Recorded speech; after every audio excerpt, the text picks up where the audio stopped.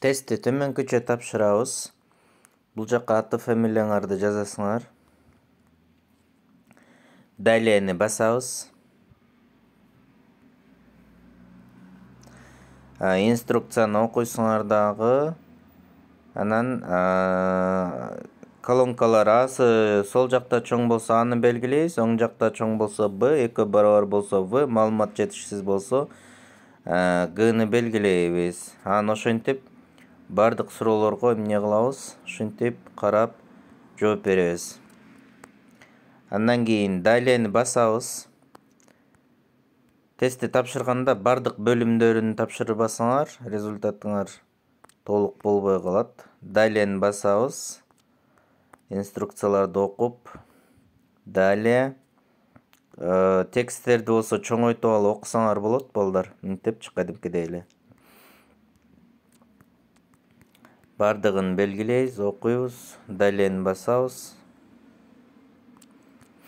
Бардыгын белгилеп бүткөндөн кийин отправить ответ деп турат мына.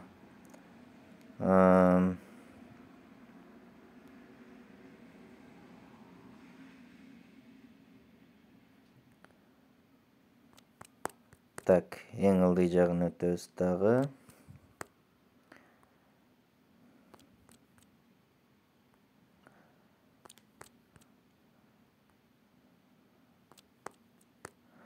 Отправить ответіне турат, шуну басабыз.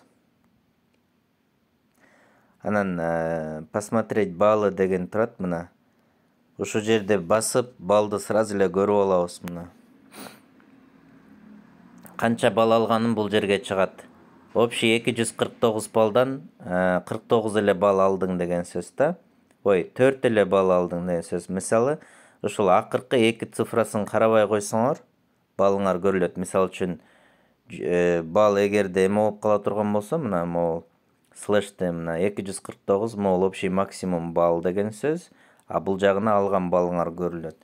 Ошондо мисалы 169, 28, то есть точкасы жок эле чыгат да.